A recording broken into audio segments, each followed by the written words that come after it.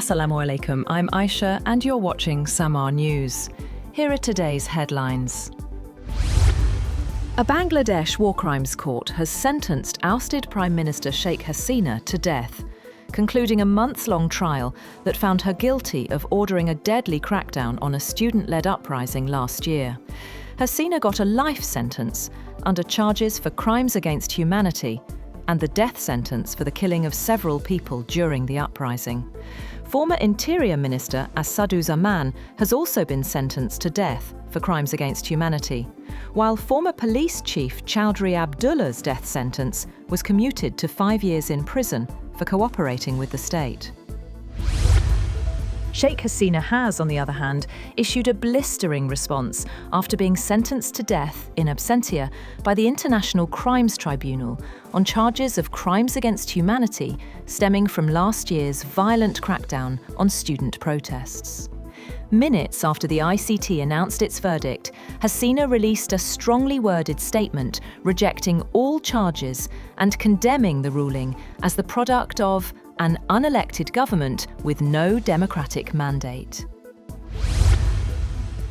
Meanwhile, Dhaka erupted in clashes and celebrations after Hasina's sentencing. Protesters tried to damage her family home before security forces moved in. Students celebrated across the capital as Awami League activists marched in defiance of a shutdown. The interim government has deployed paramilitary forces and warned of strict action. A Russian missile strike on the eastern Ukrainian city of Balaklia has killed 3 people, with 3 teenagers among the 10 wounded. The governor of the region bordering Russia said overnight, attack damaged multi-story residence blocks and destroyed scores of cars in the city centre. A photograph provided by regional authorities showed the damaged facade of a multi-story brick building with windows blown out as flames burned on an upper floor, and debris and broken tree branches littered the area.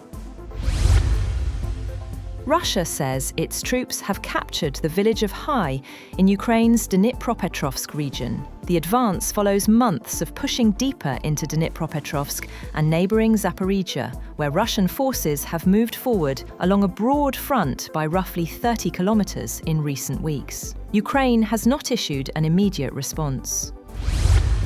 Ukrainian President Volodymyr Zelenskyy has said that he has signed a deal with France to obtain 100 Rafale warplanes as he seeks to bolster the country's long-term military capacity to fight Russia's invasion.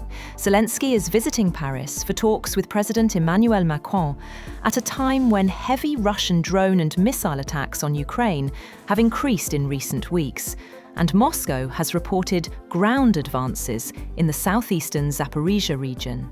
The Élysée confirmed the number without immediately giving details on whether the Dassault-made jets would be transfers from French stocks or purchases. On the other hand, the Kremlin says it hopes for a new Putin-Trump summit as soon as conditions allow, stressing that both sides need deep preparation before any meeting takes place. Moscow is still reacting to Trump's cancellation of last month's planned talks and to recent US sanctions, which it says have further strained relations. Rain triggered landslides in 2 regions in Indonesia's central Java province last week have led to the deaths of at least 18 people, with search operations ongoing.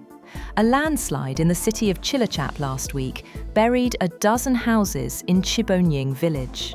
Search and rescue efforts have been challenging as people were buried 3 to 8 metres deep. The Cilacap landslide has killed at least 16 people, with 7 missing. Footage from news channels show excavators deployed to dig through dirt in Cilacap. US President Donald Trump has urged his fellow Republicans in Congress to vote for the release of files related to the late convicted sex offender Jeffrey Epstein, reversing his earlier resistance to such a move.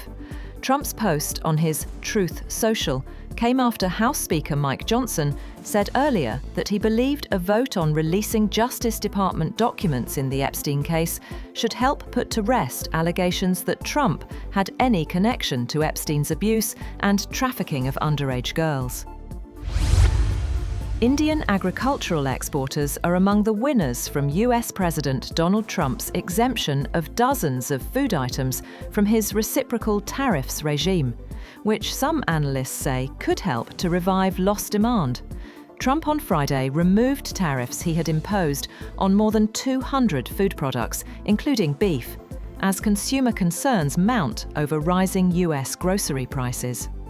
Unlike EU and Vietnamese suppliers facing 15 to 20% duties, Indian exporters of tea, coffee, spices and cashew nuts were hit harder after Trump doubled tariffs to as high as 50% on imports of certain Indian goods. And China's snow town in Heilongjiang has opened for the winter season, offering more than 30 cultural and tourism events, from folk activities to light shows. The scenic area saw its first snowfall on October 17th, about a week earlier than last year. Snowtown typically enjoys a 7-month season, with snow depths reaching up to 2 meters. That's all for now. For more updates, visit www.samar.tv. Thank you for watching Samar News.